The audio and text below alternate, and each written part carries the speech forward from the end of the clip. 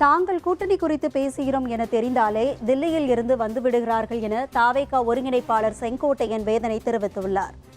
கோவை வானூர்தி நிலையத்தில் செய்தியாளர்களை சந்தித்து பேசிய தாவேகா ஒருங்கிணைப்பாளர் செங்கோட்டையன், அதிமுக அமைச்சர்கள் மற்றும் ஐடி விங் இரண்டும் திமுக மீது உள்ள குற்றச்சாட்டுகளை வெளிப்படுத்துவதற்கு பதிலாக புதிய கட்சிகளை கடிந்துரைத்து திமுகவின் பி டீம் போல செயல்படுவதாக குற்றம் சாட்டியுள்ளார்.